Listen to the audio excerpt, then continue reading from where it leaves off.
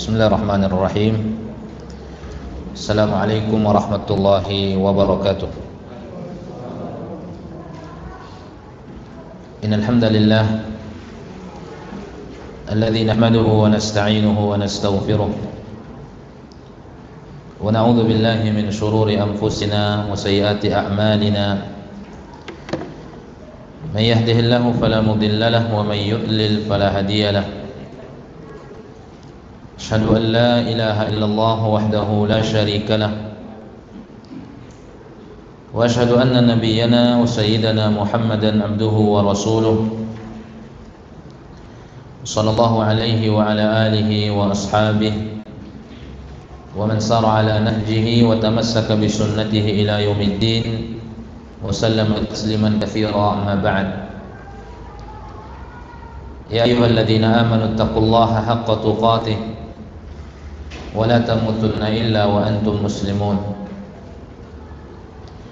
Kaum muslimin, kaum muslimat, hadirin hadirat yang dimuliakan oleh Allah Azza wa Jal, bersyukur kita selalu kepada Allah Subhanahu wa taala atas limpahan nikmat karunia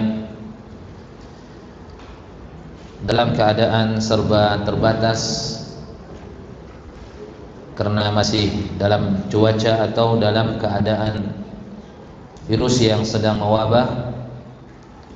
Namun nikmat yang paling besar Allah Subhanahu wa taala masih memberikan kepada kita, berdirinya kita di atas keislaman kepadanya, di atas keimanan, dan kita selalu berdoa kepada Allah Subhanahu wa taala semoga Allah menjadikan hati kita hati yang ikhlas di dalam keimanan kepadanya, menghambakan diri kepada Allah Subhanahu wa taala.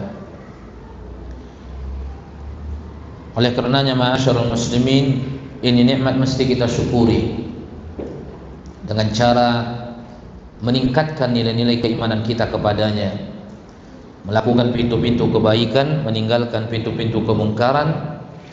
Dengannya keimanan seorang muslim bertambah kepadanya.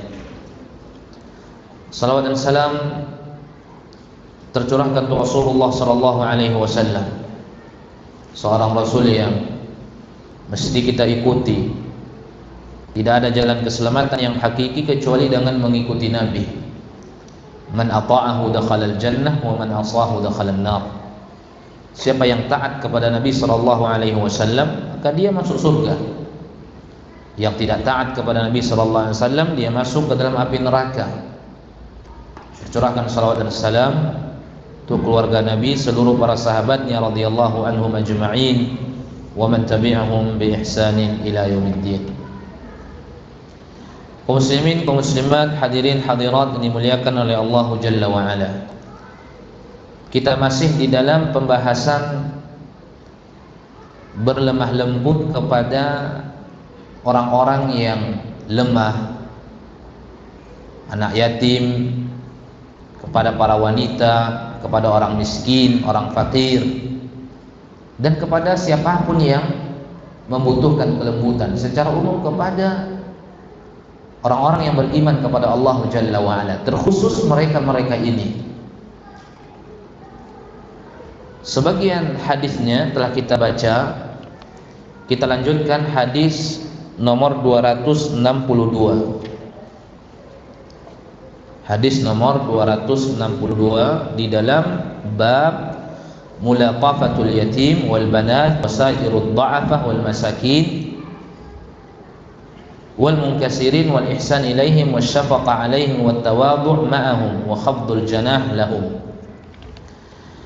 Kita lanjutkan ma'asyiral ikhwah pembahasan atau hadis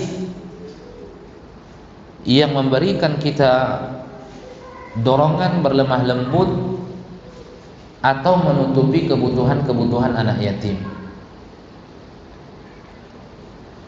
Wa an Abi Hurairah radhiyallahu anhu qala qala Rasulullah sallallahu alaihi wasallam kafilul yatim lahu aw li ghairihi ana wa huwa kahataini fil jannati wa asyara ar-rawi wa huwa Malik bin Anas bis sababati wal wusta rawahu Muslim. Hadis datang dari jalan Abi Hurairah, seorang sahabat yang paling banyak meriwayatkan hadis, dan ini telah sering kita sampaikan di dalam kajian-kajian kita. Memang di dalam buku-buku hadis, di dalam kutubus sunnah, kita akan sering menjumpai nama Abu Hurairah radhiyallahu anhu. Dikarenakan Abu Hurairah sahabat yang paling banyak meriwayatkan hadis. Bahkan hadis yang diriwayatkan oleh Abu Hurairah radhiyallahu anhu lebih banyak daripada hadis yang dikeluarkan atau yang diriwayatkan oleh Aisyah radhiyallahu anha wa ardhaha. Aisyah termasuk dari kalangan sahabat yang banyak meriwayatkan hadis, dan dia merupakan istri Nabi Muhammad SAW daripada ummahatul mukminin. Namun Abu Hurairah yang paling banyak. Jadi dari awal sampai hadis 262 ini selalu kita dengar an Abi Hurairah, sahabat yang paling banyak meriwayatkan hadis. 200 sama 262 dengan 63 sama dia. Sama-sama tentang anak yatim.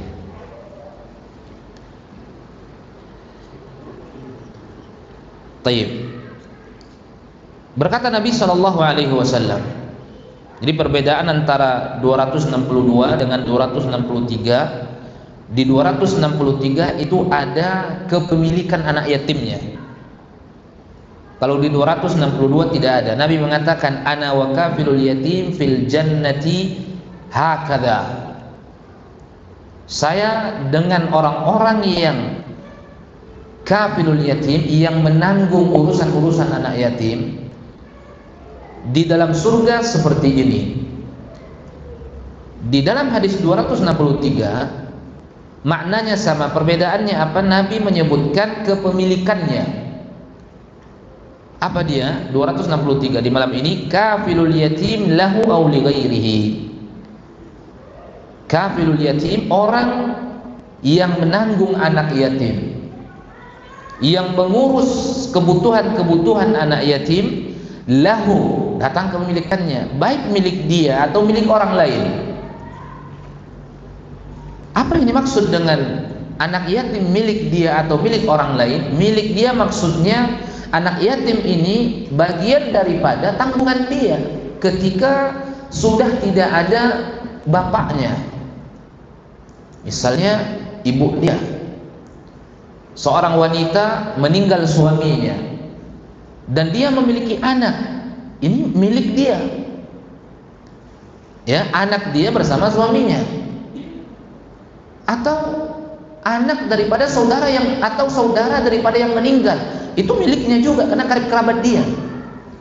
Muhammad meninggalkan anak, Muhammad punya saudara. Anak daripada Muhammad ini itu milik saudaranya, artinya apa? Bagian daripada kerabat dia. Jadi dia tidak bisa dikatakan ajnabi.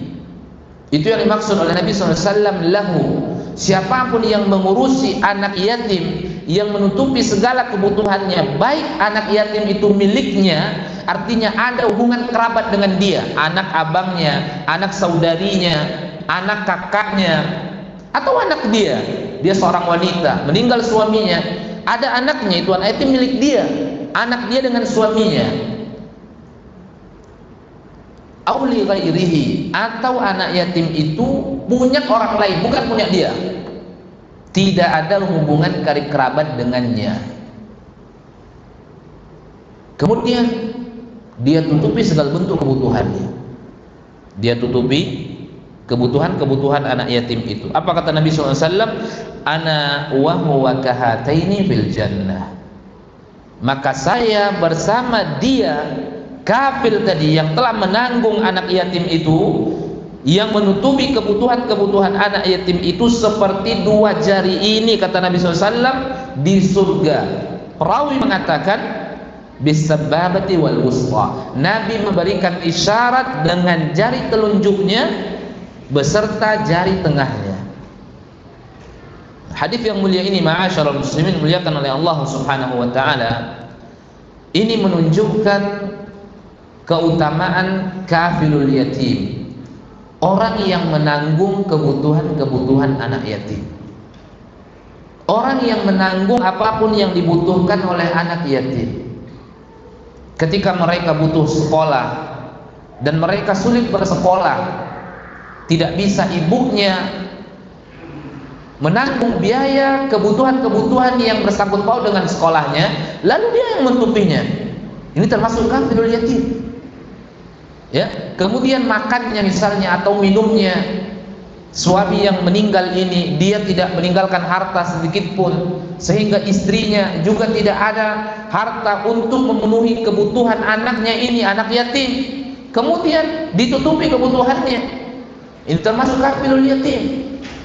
Sedikit atau banyaknya yang diberikan termasuk kafirul yatim. Baik dia menutupi segala bentuk kebutuhannya atau sebagian kebutuhannya, maka dia termasuk daripada kafirul yatim. Jadi tidak mesti semuanya. Mungkin tempat tinggal, ya, dia jamin dia akan ada tempat tinggalnya. Atau pendidikan, dia jamin intinya dia bisa berpendidikan. Atau makan, ya, dia bisa makan, bisa minum dengan layak. Dan yang paling utamanya ma'asyarul ikhwah, menutupi segala bentuk kebutuhannya. Nah, jadi keutamaan tentu didapatkan oleh kafil ini sesuai dengan kadar apa yang telah dia keluarkan. Semakin tertutupi kebutuhan anak yatim ini, maka semakin sempurna pula kekafilan atau keutamaan kekafilan yang akan dia dapatkan dari Allah Subhanahu wa taala. Jadi baik anak yatim itu milik dia, anak dia atau anak saudaranya ada tali hubungan darah dengan si anak yatim ini atau tidak, memiliki keutamaan yang disebutkan oleh Nabi Muhammad sallallahu alaihi wasallam.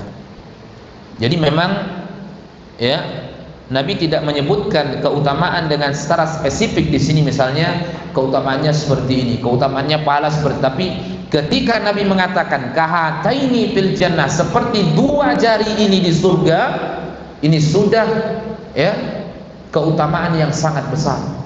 Apa makna daripada kahataini fil jannah? Sebenarnya keutamaannya surga. Karena seorang tidak akan mungkin bisa berdekatan dengan Nabi sallallahu alaihi wasallam sampai dia masuk surga. Bagaimana mungkin seorang dekat dengan Rasulullah SAW tetapi dia tidak di dalam surga? Jadi ketika Nabi mengatakan kahataini fil jannah, seperti dua jari ini di surga, itu menunjukkan orang ini masuk ke dalam surga. Kenapa dia masuk ke dalam surga? Karena kafilul yatim, dia telah melapangkan urusan anak yatim. Dia telah memenuhi kebutuhan anak yatim. Dia telah memberikan sesuatu yang diinginkan oleh anak yatim. Sedikit atau banyaknya keutamaan akan didapatkan sesuai dengan sesuatu yang dikeluarkan oleh si kafir tersebut.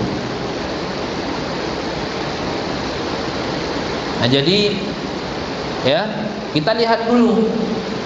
Ingat ma'asyiral muslimin, berbagi kepada karib kerabat itu pahalanya dua. Ya, seorang yang pintar itu mereka-mereka yang bisa mencari pintu-pintu kebaikan, mendahulukan pintu kebaikan yang lebih besar daripada yang besar. Ada orang anak yatim orang lain, dia tutupi kebutuhannya, tetapi anak yatim kerabat dia lupa. Ada orang seperti itu.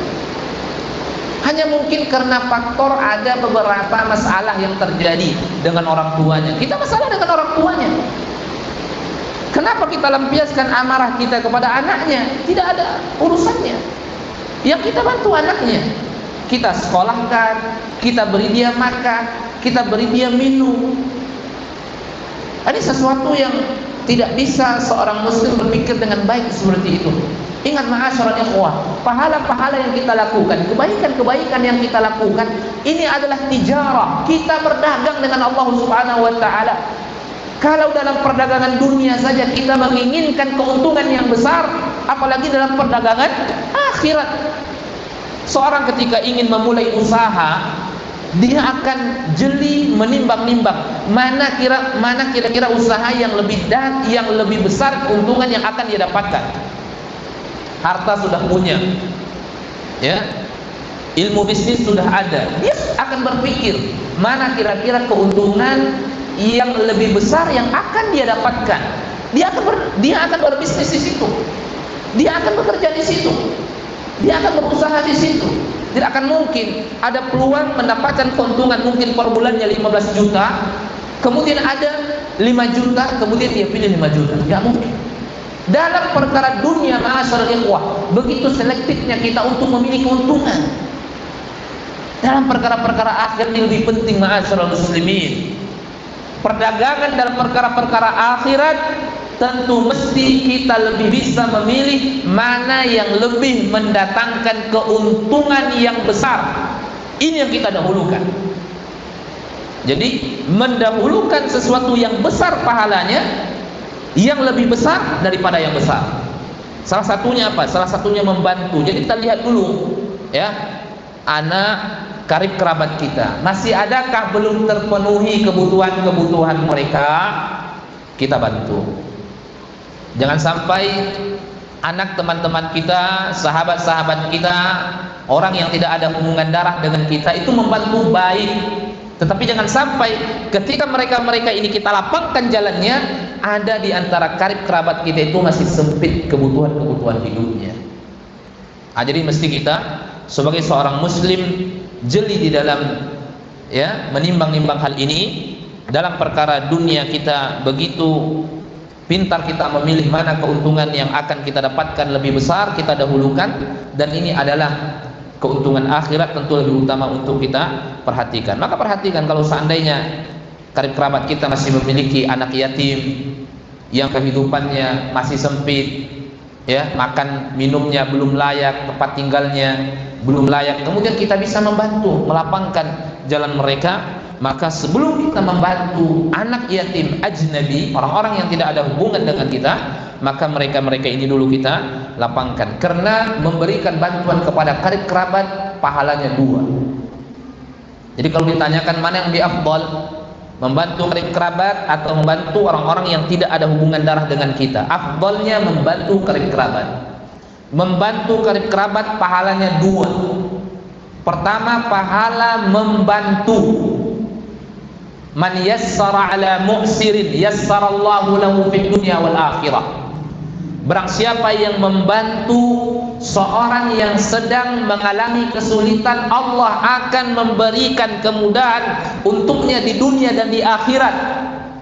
Jadi pahala secara umum dia dapatkan, pahala membantu sama kaum muslimin dia dapatkan. Kemudian yang kedua, membantu karib kerabat, di dalamnya terdapat makna silaturahim, menyambung tali silaturahim. Itu pahala yang besar lagi. Makanya para ulama mengatakan melapangkan jalan kerabat, melapangkan jalan karib kerabat, ini pahalanya 2. Membantu orang lain, ya, dia hanya mendapatkan satu keutamaan, yaitu keutamaan saling membantu sama kaum muslimin. Ketika mereka adalah karib kerabat kita, di situ ada makna silaturahim. Begitu kita bantu mereka, ini adalah bentuk daripada silaturahim dengan kerabat kita. Dan menyambung hubungan silaturahim ini pahala tersendiri. Jadi membantu pahala tersendiri, kemudian menyambung hubungan silaturahim pahala tersendiri. Jadi dahulukan. Ingat saja, ini perdagangan dalam perkara-perkara akhirat, tentu lebih utama kita memilih mana kira-kira yang lebih besar pahalanya, kita dahulukan. Begini seorang muslim semestinya berpikir. Hadis berikutnya, wa anhu qala qala Rasulullah sallallahu alaihi wasallam, laisal miskinu alladhi tarudduhu at-tamrah wat-tamratan wala al-luqmah wal-luqmatan, innamal miskin alladhi yata'affaf. Wa fi riwayatin fi as-sahihain, laisal miskinu alladhi yatufu 'ala an-nas tarudduhu al-luqmah wal-luqmatan wat-tamrah wat-tamratan, walakinnal miskin alladhi la yajidu ghinan yughni wa la yuftanu bihi fayutasaddaq alayhi wa la yakum fayas'alan nas. Hadirin hadirat yang dimuliakan oleh Allah Subhanahu wa taala. Hadis berikutnya tentang orang miskin. Kalau sebelumnya anak yatim mungkin secara garis besar mereka termasuk orang miskin. Tetapi berbeda ma'asyiral muslimin. Anak yatim kedudukannya berbeda dengan orang miskin. Kendati pun mungkin kebanyakan mereka miskin. Ketika anak yatim mereka adalah orang miskin, maka seharusnya as-syafaqah berlipat-lipat kita berikan kepada mereka. Kelembutan, perhatian, kasih sayang berlipat-lipat kita berikan kepada mereka. Ketika kita perhatikan orang miskin, perhatian kepada anak yatim yang miskin ini lebih lagi. Ya, karena anak yatim adalah orang yang kehilangan kasih sayang ayahnya. Maka Imam An-Nawawi membedakan memang di dalam bab dibedakan oleh Imam Nawawi. Jadi ada anak yatim, ada orang miskin. Di dalam hadis dibedakan juga oleh beliau. Ada syafaqah kepada anak yatim. Mungkin sebagian besar mereka adalah orang miskin. Kemudian setelah membahas tentang anak yatim, datang pembahasan tentang orang-orang miskin yang juga butuh kita berikan kepada mereka as-syafaqah wal lutfah. Sebuah hadis yang masih datang dari jalan Abi Hurairah. Apa kata Nabi sallallahu alaihi wasallam? Laisal miskinu alladhi tarudduhu al-luqmah, laisal miskinu alladhi tarudduhu at-tamrah wa tamratan, wal luqmah wal luqmatan. Bukanlah orang miskin yang sesungguhnya,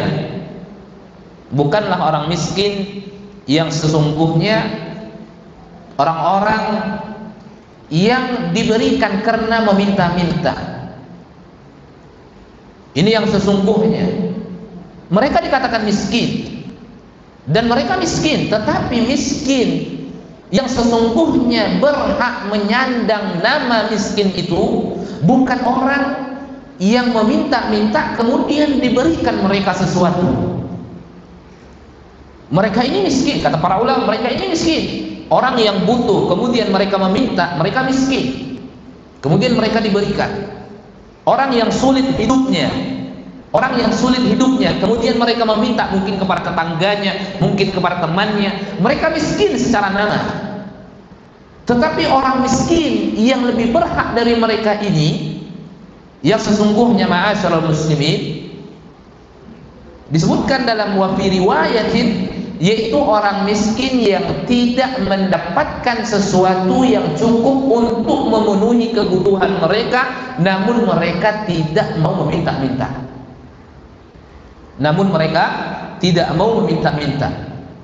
Sehingga Nabi sallallahu alaihi wasallam mengatakan apa? Walakinnal miskin, akan tetapi orang miskin itu adalah la yajidu ghinan yughnihi, orang yang tidak mendapatkan sesuatu yang akan menutupi kebutuhan dia, dan dia pun tidak mau minta-minta.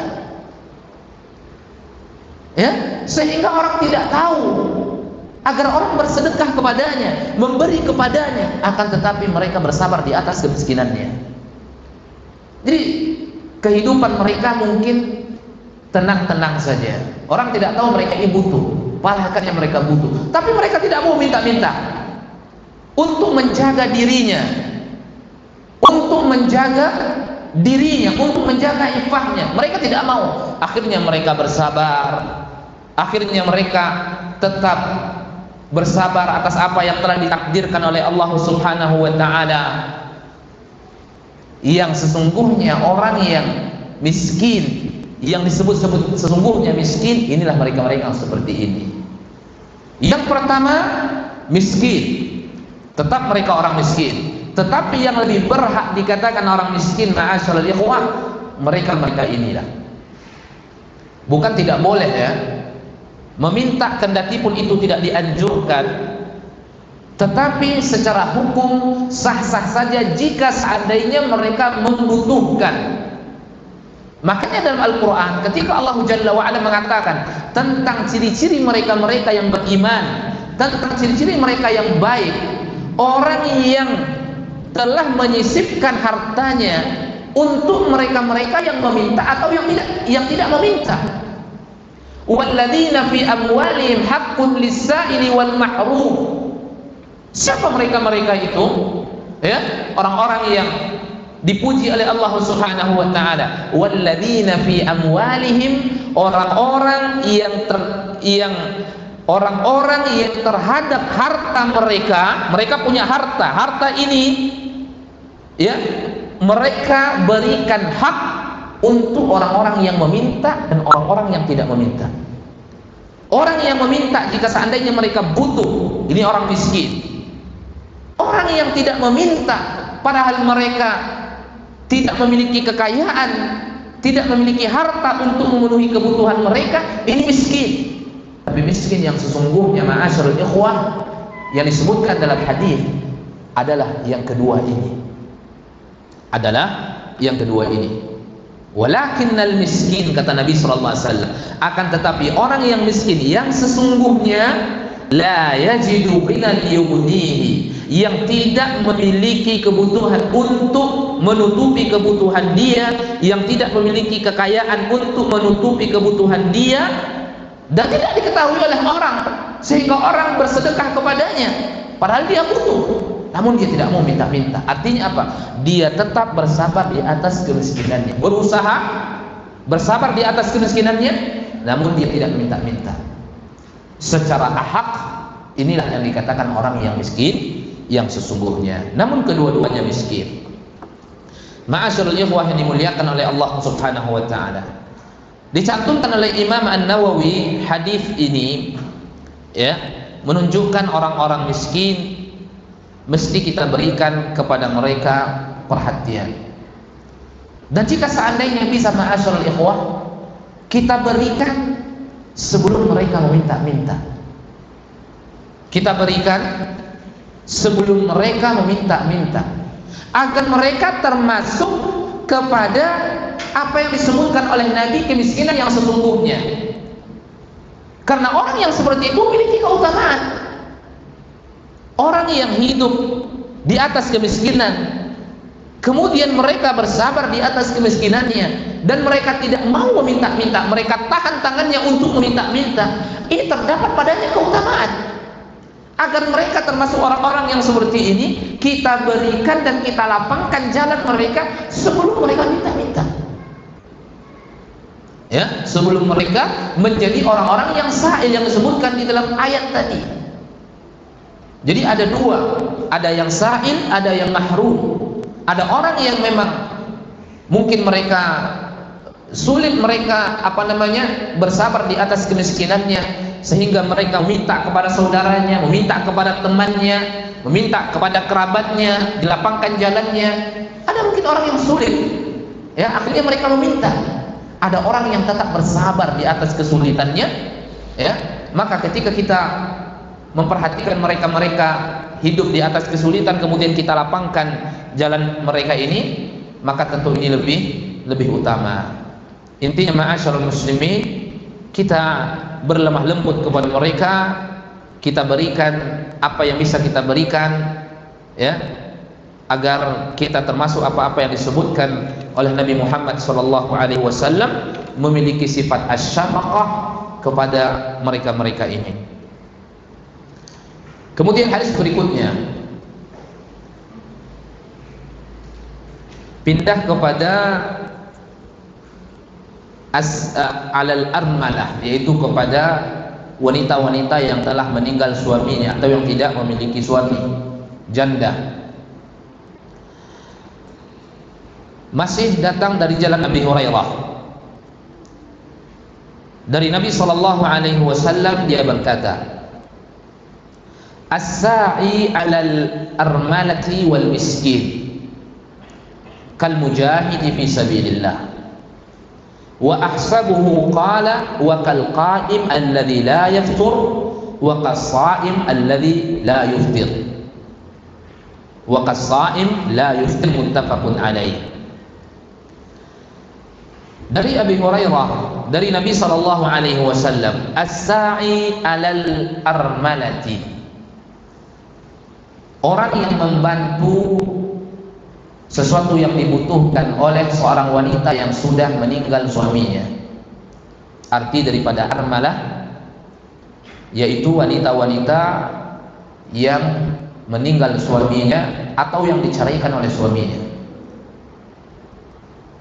Kenapa Imam Nawawi rahimahullah memasukkan hadis ini ke dalam mulaqabah, bahwa mereka-mereka ini orang yang berhak diberikan sesuatu kepada mereka, perhatian kepada mereka, kasih sayang kepada mereka.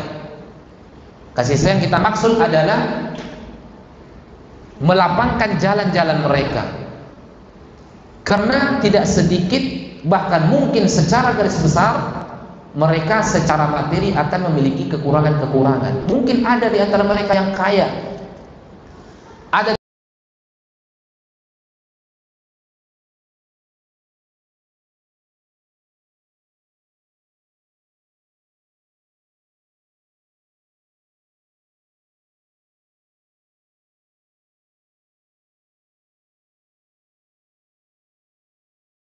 yang membantu orang-orang miskin,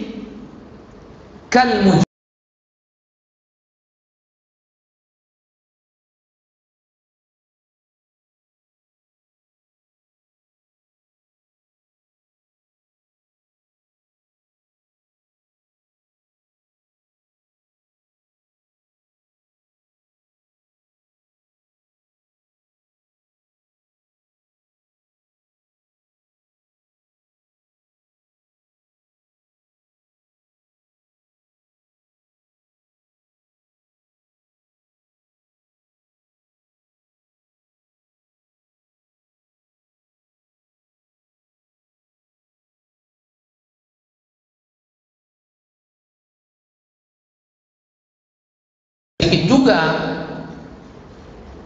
seorang suami yang tidak bertanggung jawab, artinya dia tidak memberikan nafkah kepada anaknya. Kalau dia ceraikan istrinya, dia tidak memberikan nafkah kepada istri, akan tapi dia mesti memberikan nafkah kepada anak-anaknya. Tapi tidak sedikit suami yang ketika dia menceraikan istrinya sudah janda, dia mesti tetap memberikan nafkah kepada anaknya. Tetapi tidak sedikit suami yang tidak memberikan nafkah kepada anak-anaknya. Ini tidak boleh. Akhirnya apa? Ini wanita semua yang melakukan, membesarkan anaknya, memberikan kasih sayang kepada anaknya, mencari nafkah untuk anaknya, tidak sedikit. Diabaikan ibadah yang mulia ini tidak sedikit di zaman kita, ma'asyiral muslimin. Banyak yang bisa dilakukan, ya, untuk seorang wanita yang telah meninggal suaminya atau diceraikan oleh suaminya, yang kehidupannya sulit, tidak sedikit yang bisa dilakukan bentuk daripada ibadah kepada Allah Subhanahu wa ta'ala. Mungkin tempat tinggalnya tidak layak, apa kira-kira yang butuh diperbaiki di rumahnya? Mungkin atapnya, ya, ketika hujan kemudian jatuh air, mungkin atapnya tidak bagus, bisa diganti atapnya. Atau mungkin dapurnya tidak layak untuk memasak, mungkin bisa diperbaiki. Atau sulit dia mengantarkan anaknya ke sekolah. Ketika kita ketahui itu dan kita tidak memiliki kesibukan, kita bisa mengantar anaknya. Ketika mereka sakit, mungkin kita bawa mereka berobat. Banyak kebaikan-kebaikan yang bisa kita berikan, perhatian yang bisa kita berikan kepada mereka-mereka ini. Ini semua bentuk daripada as-sa'i 'alal armalah. Jadi tidak hanya as-sa'i 'alal mar'ah, menutupi segala bentuk kebutuhan mereka. Berapa kebutuhan hidup dalam sebulan? Tidak hanya itu. Apa yang bisa dilakukan kira-kira? Lakukan. Memperbaiki tempat tinggal dia kepada yang lebih layak, mengantar anaknya sekolah, mungkin memberikan uang jajan anaknya, memberikan buku sekolah anaknya. Ini sesuatu yang ringan, akan tetapi orang yang melakukan ini bagian daripada yang apa disebutkan oleh Nabi Shallallahu Alaihi Wasallam dalam hadis yang mulia ini. Jadi tidak mesti mengcover seluruh kebutuhan dia. Kalau bisa, alhamdulillah, ini keutamaannya besar. Tapi kalau seandainya tidak bisa, ada sesuatu yang ringan, ya, bisa kita lakukan, dan kita termasuk orang-orang yang as-sa'i 'alal armalah. Contoh kita sebutkan tadi, Kita lihat rumahnya, mungkin dapurnya tidak layak, diperbaiki. Ya mungkin kita ajak kawan-kawan kita nyumbang mungkin 500.000, 200.000, 400.000, kemudian diperbaiki. Ketika kita mengantarkan anak kita ke sekolah, mungkin dia tidak punya kendaraan, kita ajak anaknya bersama kita. Pas kita menjemput, kita ajak juga anaknya bersama anak kita. Itu seterusnya. Ini bentuk daripada ibadah yang besar. Masyarul muslimin muliakan oleh Allah Subhanahu wa taala. Bahkan Nabi sallallahu alaihi wasallam mengatakan apa? Kal mujahidi fi sabilillah. Bagaikan orang yang berjihad di jalan Allah Subhanahu wa taala. As-sa'i 'alal armalah ini ma'asyiral ikhwah, saking besar keutamaannya, diibaratkan oleh Nabi bagai orang yang berjihad di jalan Allah Subhanahu wa taala. Karena kebaikan as-sa'i 'alal armalah ini, kebaikannya menyebar kepada yang lain. Ya. Timbul pertanyaan, ada orang yang misalnya dia sudah biasa sholat malam, ya, kemudian dia misalnya tidak memiliki harta yang dia berikan kepada wanita yang sudah meninggal suaminya ini, atau diceraikan oleh suami yang sulit hidupnya, sehingga dia ingin membantu dengan tenaga dia, mungkin memperbaiki rumahnya, ya, memperbaiki tempat tinggalnya. Dia bekerja di siang hari, dia berpikir misalnya, kalau saya bekerja di siang hari dengan pekerjaan yang berat seperti ini, memperbaiki rumahnya, tempat tinggalnya, bisa-bisa saya tidak bangun di malam hari. Karena ketika saya betul-betul letih di siang hari, mungkin sulit bangun di malam hari. Sementara saya sudah biasa bertahajud di malam hari. Ketika itulah butuh ilmu dalam memahami agama ini, ma'asyiral ikhwah. Mana yang lebih utama? Ketika itu untuk dirinya, mana yang lebih utama? Membantu seorang wanita yang sudah meninggal suaminya tadi dengan tenaga, ya, atau melaksanakan sholat nanti malam? Yang lebih utama baginya adalah membantu wanita ini, melapangkan jalan wanita ini. Kenapa? Bentuk itu pertama adalah itu merupakan bentuk kebaikan. Yang kedua, kebaikannya dirasakan oleh orang lain. Kemudian kebaikan yang kedua, yaitu tahajud, itu hanya untuk dirinya saja, tanpa dirasakan kebaikannya oleh orang lain. Para ulama mengatakan hadza yata'adda ila ghairihi. Kebaikan yang pertama tadi itu melapangkan jalan. Walaupun dengan melakukan kebaikan itu salat malamnya tinggal, tidak dia lakukan nanti malam karena keletihan, sesungguhnya kebaikan yang pertama ini lebih utama dia lakukan, karena kebaikan itu dirasakan oleh orang lain. Di samping itu adalah kebaikan yang ada pahalanya, dan kebaikan itu dirasakan oleh wanita tadi. Itulah butuhnya muwazanah, menimbang-nimbang kira-kira mana yang lebih utama. Kalau saya lakukan ini di siang hari, saya akan letih memperbaiki rumahnya, mungkin butuh berapa hari sehingga saya tidak bisa sholat tahajud di sepertiga malam terakhir. Ingat ma'asyiral ikhwah, seorang yang mengerti agama, dia akan mengerti ini yang lebih utama ini. Mungkin kalaupun saya tidak bangun di malam hari, saya telah melakukan kebaikan yang sangat tinggi keutamaannya. Dan syukur-syukur kalau seandainya dia tetap bisa bangun di siang hari, dia melapangkan jalan saudarinya, jalan seorang wanita, dan di malam harinya dia tahajud. Jika seandainya pun dia tidak tahajud karena dalam keadaan letih melaksanakan sebuah pekerjaan yang mulia di siang hari, ingat, melakukan ibadah itu ketika itu baginya lebih utama, karena ibadah itu juga dirasakan oleh orang lain. Nah, jadi memang butuh ya ilmu agar kita bisa taqdimul ahammu 'alal muhim, mendahulukan sesuatu yang lebih penting daripada yang penting. Salat tahajud penting, ma'asyiral muslimin, tetapi kepentingannya untuk diri kita. Melapangkan jalan seorang wanita atas perintah Nabi sallallahu alaihi wasallam, atas dorongan Nabi sallallahu alaihi wasallam, itu kebaikan yang dirasakan oleh manusia, kebaikan yang dirasakan oleh wanita itu.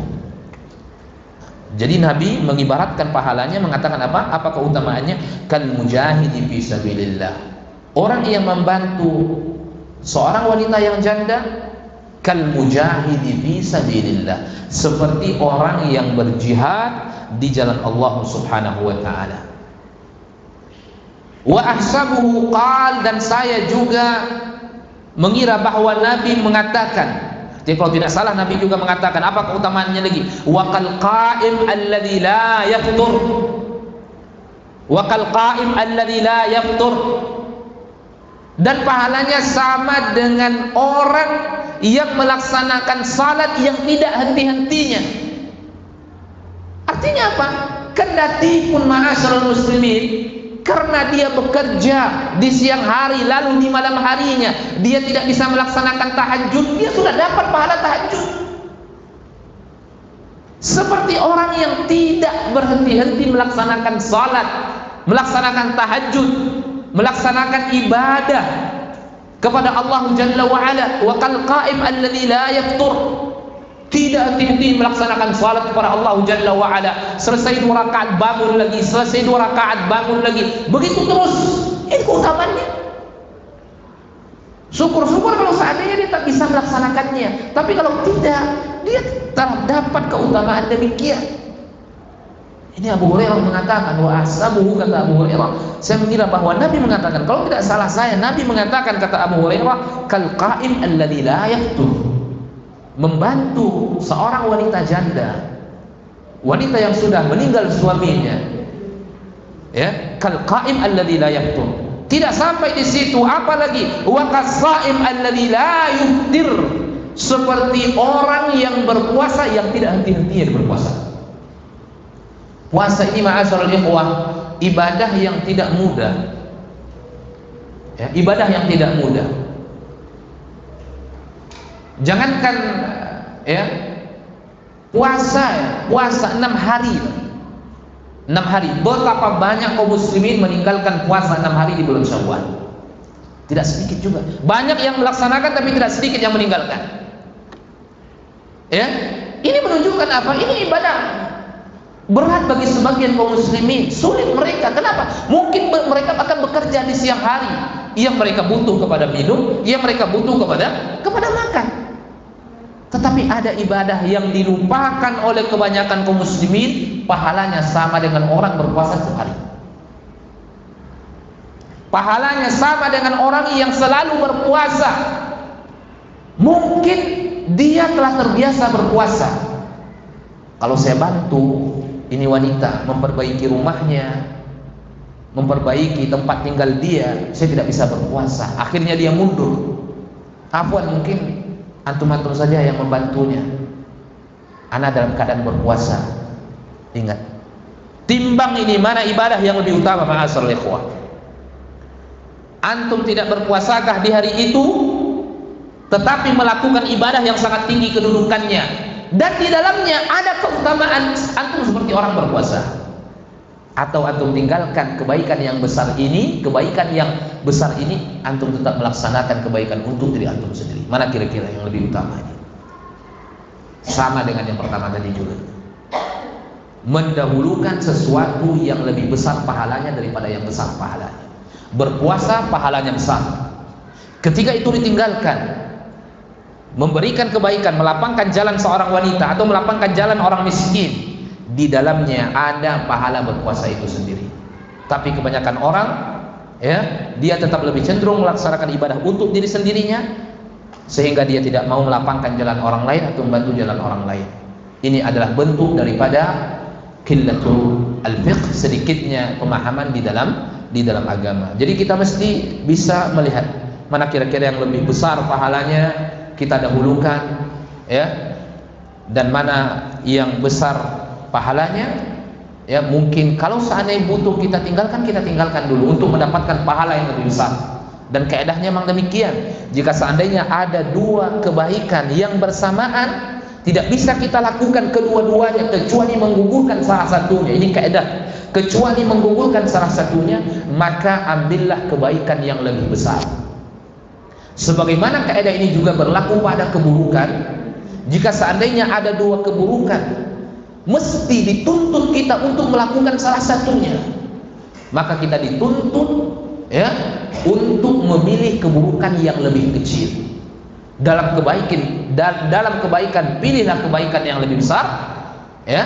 Dalam keburukan pilihlah keburukan yang lebih kecil jika saatnya kita dituntut untuk melakukan salah satu daripada yang dua tersebut. Ini dia ma'asyiral ikhwah, mudah-mudahan kita termasuk orang-orang yang selalu Allah berikan ya hati yang lembut kepada kita sehingga kita memiliki kelapangan untuk mereka-mereka ini. Kita lapangkan jalan mereka, kita berikan sesuatu apa yang mereka butuhkan sesuai dengan kemampuan kita, sehingga kita termasuk orang-orang yang disebutkan oleh Nabi Muhammad SAW keutamaannya seperti orang yang berjihad di jalan Allah Subhanahu wa taala, keutamaannya seperti orang yang melaksanakan salat dan tidak henti-hentinya, seperti orang yang melaksanakan puasa yang tidak henti-hentinya juga. Mudah-mudahan bermanfaat.